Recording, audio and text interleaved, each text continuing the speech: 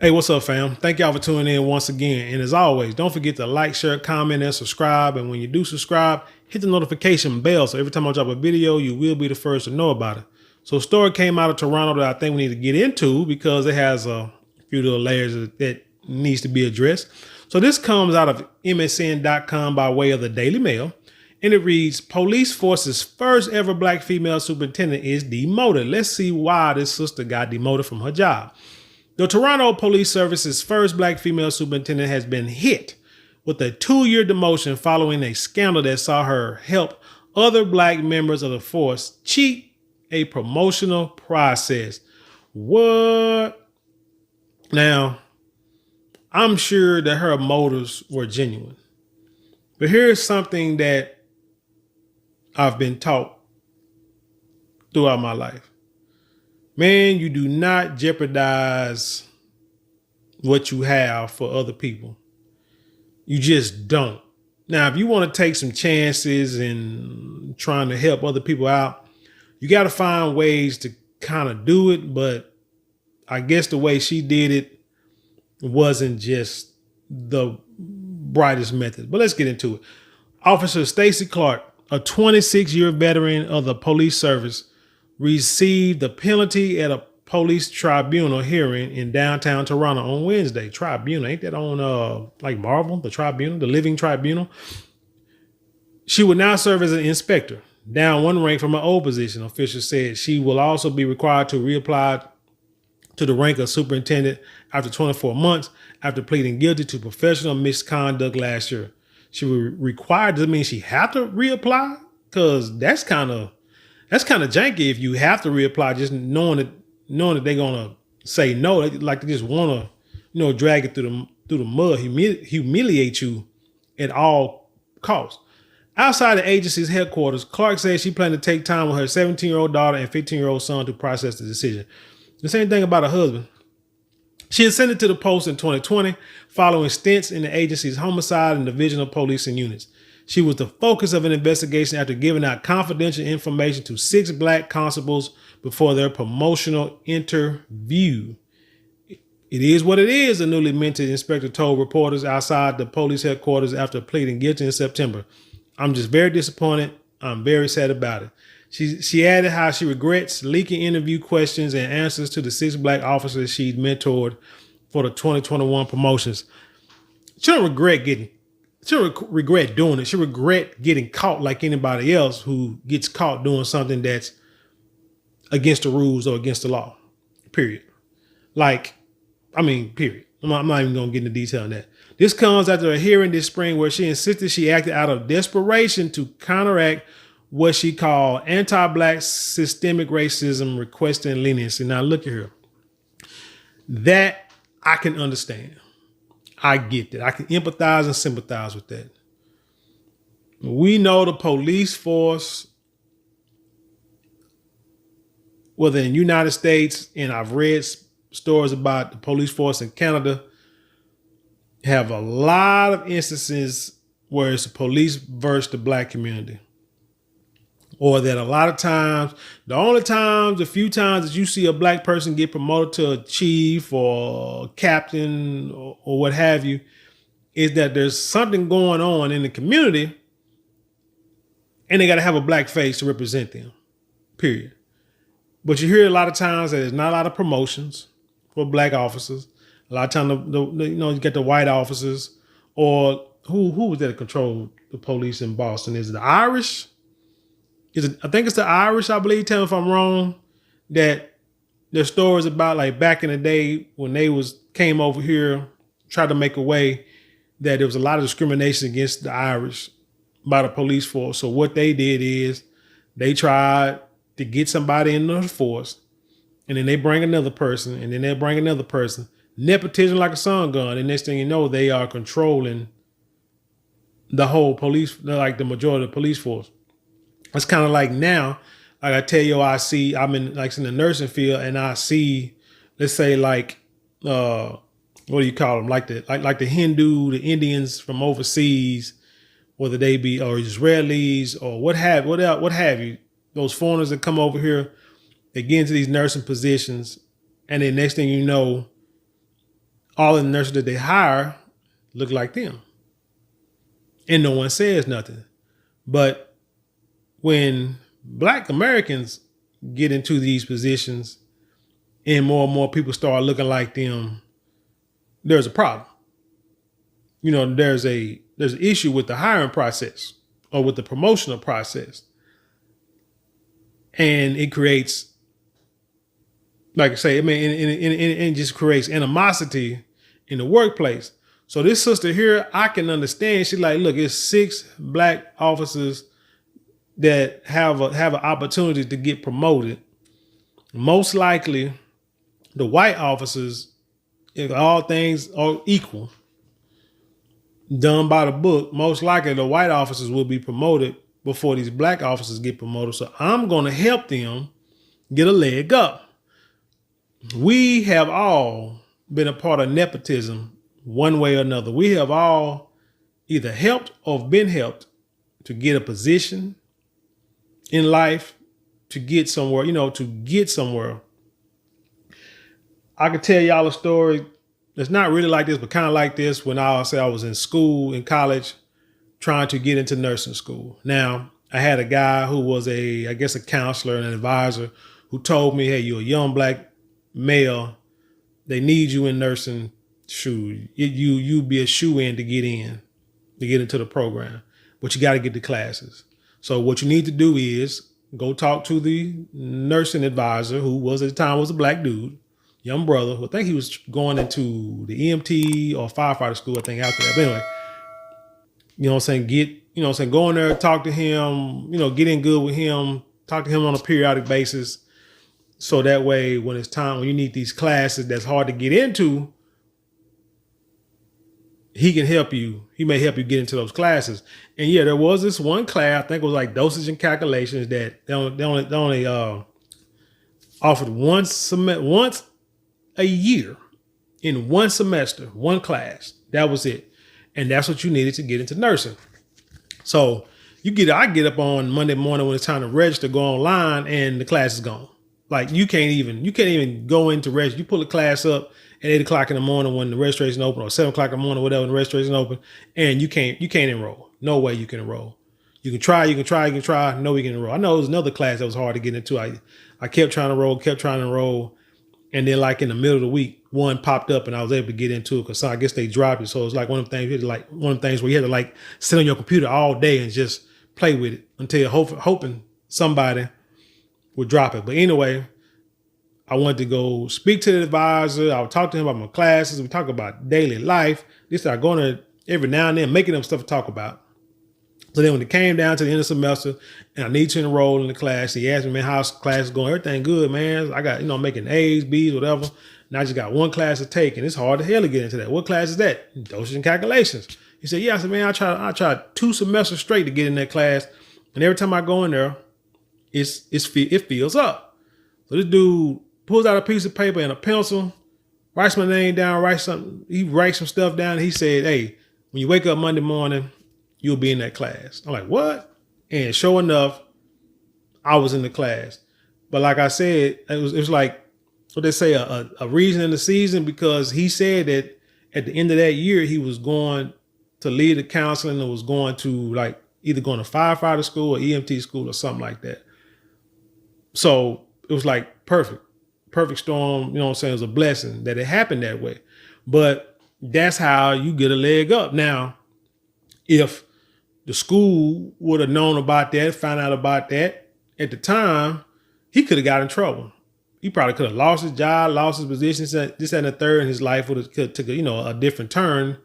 The path that he had, it would have went a different way. But that's my thing. And then also, I've helped people out. Shoot, I have helped people. I ain't gonna lie, I've helped people pass a test or two, trying to get into nursing school because things might have been hard. And I'm like, okay, well, hey, look at her. I got notes. I got stuff that you can study. You study this, I guarantee you will pass the class. You will pass this test. Period, point blank. Done that for folk. You do things for people, but that's what everybody else does. I remember when my sister, she was in optometry school, and she would talk about, I remember we went to her graduation, And you see these kids, these kids getting these awards, like high valedictorian awards, all kind of money, all kind of gifts during graduation on that stage. And my sister was like, that boy there, his dad is like a professor. That kid there, his brother and sister, graduated last year, the year before. And so they probably just, they gave them the information. These kids be working together, get the information from alma maters and people that they know that's in the program, in the school. They are always white kids, and they helping each other out, to get through these school stuff. And then I try to ask them questions about stuff, and they act like they don't know what I'm talking about. They dumb as a doorknob, but yet you walking up here on this stage as a valedictorian. It's just part of life, man. The thing is, when you get caught, that's when the problem arises. It says, the local black community, meanwhile, made it clear they were watching the case as well. The community would be extremely disappointed and offended if Superintendent Stacy Clark receives a disproportionate discipline for her actions, wrote one observer who attended the May hearing virtually. It would definitely be seen as a direct result of systemic racism, which is deeply entrenched in policing, and it will unequivocally impact the relationship between the police and the Canadian black community, they said. Disciplinary hearing officer Robert McElroy Downer, is that Irish? At the time, told a veteran officer, I apologize in advance, Superintendent Clark, she said, I know this weighs heavy on you. On Wednesday, while handing down a decision from a tribunal, McElroy Downer branded the stripped superintendent actions as a cheating scheme while laying out some of the transgressions. This included photographing interview questions and answers and sending them to the 6 mentees who were not named. Clark also told one of the officers to delete photos and conducted mock interviews to coach them. McElroy Downer said, I'm going to give you a bit of advice to anybody who's watching, anybody who's reading this story and following it. And you're in a position to help others. Give some people a leg up. Because let's just say it. Let's just say you may work with some people that you just don't like. Attitudes, the work ethic, just terrible. But you know some people who can help, who can come in and make a positive change in your environment. You put the word out there, hey, you do this, then I can do that. We can make some things happen, right? You say, hey, I know somebody who, you might talk to somebody and say, hey, I know someone who's looking for a job, great worker, this, that, and the third. The resume, they applied yesterday. Can you take a look at it? And they'll take a look at it. They'll give them interviews and everything else. Might even get hired. And they may get above everybody else when it happens. But hey, those things you do. Let me give you a real bit of advice that may be, I don't know, off the rails, a little unscrupulous. If you're going to do this, keep it off your phone. Don't make anything digital just don't make it digital. Because I don't trust cell phones or any kind of electronic recording device that has Wi-Fi or internet capabilities. I just don't. Because every time you take a picture, it's there. Do you know? Because people can hack your phone. The governments can hack your phone to see what you've been looking up at any time. Companies, they hack your phones. I mean, think about these companies, this software like virus protection. The only way they can protect your phones and your devices from viruses is they had to have access to it and what's on it and what's coming in and what's going out. They got to scan it. So that'll include everything, including taking picture stuff, and then you sending it to you are a policeman. So I'm quite sure some of your things, your devices, some of the things are probably the property of the police force. I'm just wondering how she got caught. But what I'm saying is, keep it off the internet. Keep it off your phones. Use pen and paper. Pen and paper could have wrote this stuff. Okay, so let's say you took the pictures of it. You could have took the pictures of it, but then you wrote the question down on a piece of paper and then you give it to the people. Or you type, or you go to like a typewriter and you type stuff up and you print it out, print copies, and then you give it to people. But you don't share it on an electronic device and then tell folk. You should say, Clark also told one of the officers to delete photos and conducted mock interviews to coach them.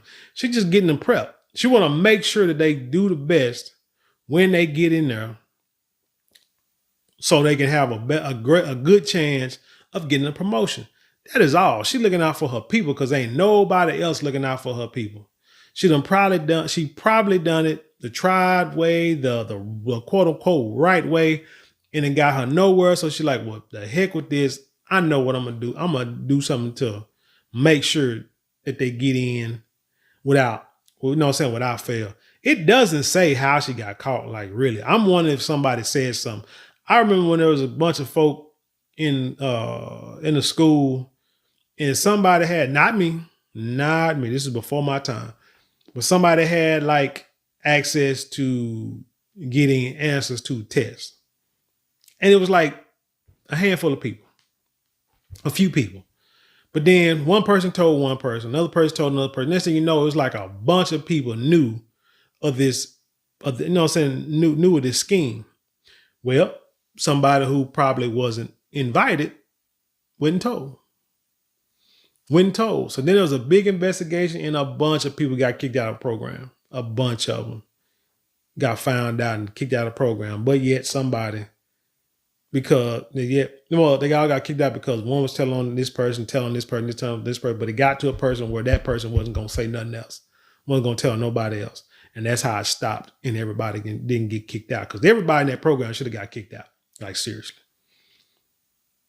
But that's what happens a lot of times. You tell some people, but then someone gets found out. Like, how in the heck all 6 of y'all colored people knew the answers, got great answers, and damn near made hundreds on this test. So then that's one, I guess it's one of the issues with being black and helping out black people. When all black people make 100s, white folks got something to say. And they gonna say, hey, I know something ain't right.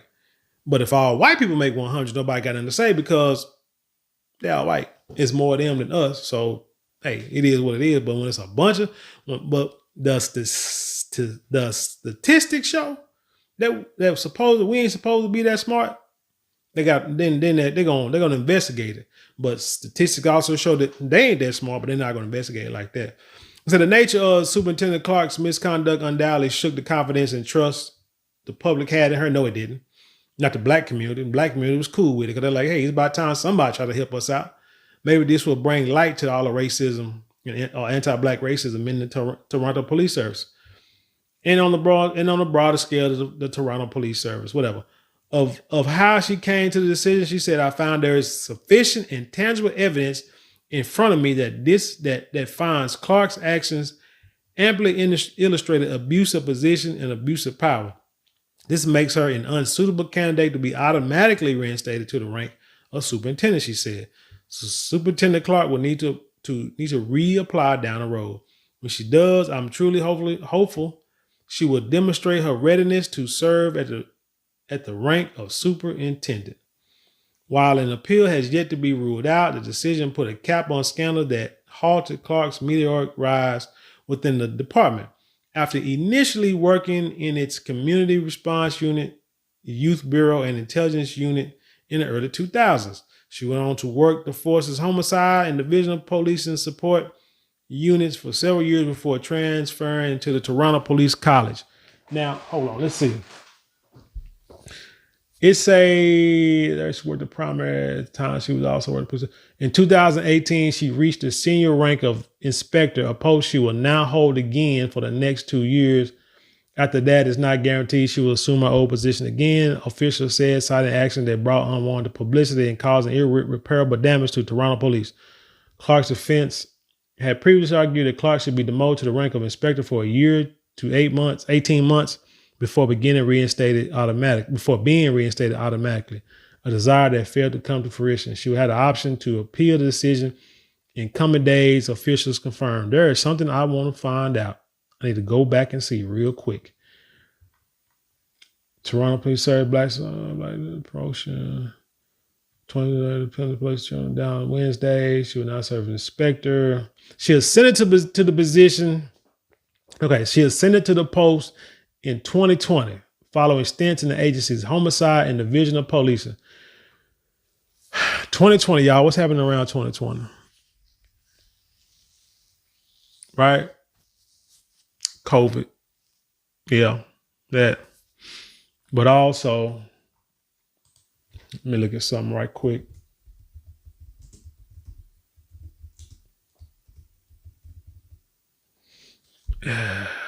Let's see. Let me look at something real quick. Bear with me. Come on now. You got to pull it up. Stop playing. Wikipedia.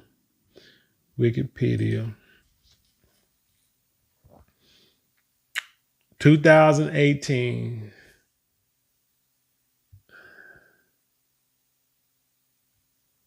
In 2013, Black Lives Matter was created. The movement began in response to the killings of Trayvon Martin, Michael Brown, Eric Garner, and Rebecca Boyd, among others. 2013 is when they got together, activists got together. So here's the thing. Black Lives Matter was created 5 years before that. All these brothers and sisters were, deleted by the police. 2020, the movement gained international attention during global protests in 2020, following the murder of George Floyd. Y'all know when George Floyd got deleted by the police, that's when this DEI stuff started, took off. And you saw all these black women get these high-ranking positions, especially in the police force, especially in the United States. I know in Dallas, I think Detroit, I know for sure. New Orleans, you had like black women police chiefs. I don't think it's not New Orleans, but I can't think of it. But I know in Dallas and Detroit for sure, you had black women becoming police chiefs about that time. You start seeing more black women become mayors of cities, more black women on the judicial system as judges, prosecutors, and so forth. You just saw an explosion, which on the surface, you're like, hey, man, that's great that my sisters are coming up and, out there getting these positions. And that way they can help, their own people. They can show that it can be done and then, probably can help their own get up.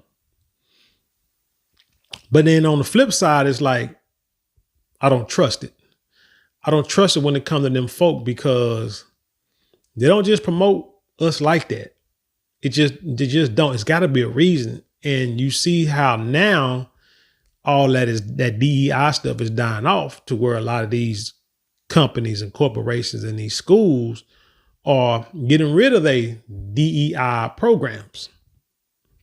And then you notice a lot of these mayors, these black women mayors in these cities, all of them have scandals somehow.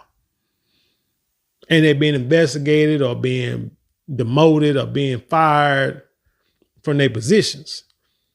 And now you're seeing a lot of these judges are going through problems like scandals and controversies to where they're trying to get them, I'm talking about the black women, and trying to get them off, off the bench. So I'm not going to say that I know for definite, but it's quite sure. It's not sure. It's quite possible that this sister was a DEI hire to get that superintendent job. Because they're the first black female ever. She got it around time they protesting for George Floyd. So like it helped her and then it hurt her all at the same time because somebody snitched on her. Period. She got in this position Everybody cheered for her, but then somebody like a dummy, either there was a hater or somebody asked him a question or pillow talk. What's that movie called? Is it called Trapped, with the guy going to the concert with his daughter, and he see a bunch of policemen, and he asked the brother, "Hey, what's going on with all the feds, all the policemen?" And the brother said, it's the black man sitting there. He says, "I shouldn't tell you this, but I'm going to tell you anyway. They looking for like a serial killer or somebody, and they know he going to be in this concert. So they're going to surround the stadium, and everybody's come out. Everybody comes out. They're not going to let them out. They're not going to be able to escape, to get out, because the police is going to search everybody and going to apprehend this guy one way or another." So yeah, somebody opened their mouth and messed up the whole program, which is usually how it happens. So I feel for the sister, because she worked hard. She probably should have been the superintendent years ago, probably had the qualifications to be the superintendent, but it took a guy who was selling bootleg cigarettes? No, who were passing fake 20s to get deleted by the police for the system that's ran by them folk to say, we might need to go ahead and start promoting some of these black folks in these positions to make them happy. But if they get beside themselves and try to do too much for black people, we're gonna shut them down. And that could be what's happening. But anyway, hey y'all, tell me what you think about this story, man. It's sad that it's sad for what happened. I hate it for her. Like I said, you got to figure out ways. If you're going to do stuff like this, when you think about it, you can't do what them folk do when you're trying to help your people. You got to find other ways to do it. Taking pictures and then you send them to somebody. Nah, that's a digital footprint. No. If you want to help some people, then you like, hey, we're going to meet up at Starbucks, or we're going to meet up at the library, or we're going to meet up in the park somewhere. And then we can discuss this. A park could be better, wide open. So, be less likely to, be bugs around. They can record you. But you meet somewhere and you say, hey, I'm going to help you guys get through this. I'm going to give y'all some tips. I'm going to coach you through this so that when it's time for your interview, you can breeze through it and you won't be nervous. I'm just going to give y'all a leg up. But hey, it is what it is, right? That's what she said. It is what it is. But anyway, tell me what you think about this story. Leave your comments below and share it with the world. Hey, don't forget, you can, if you want to support monetarily, you can always give super thanks or super chats, or go to the description box. There's links there that you can click on and you can support monetarily there. But if you don't want to support monetarily, or if you're unable to support monetarily, hey, there's 4 things you can do that don't cost you anything but maybe a couple of minutes out your day. And it's like, share, comment, and subscribe. All 4 ways. However you do it, and it means the world to us here. Helps boost the video and the channel in the algorithm.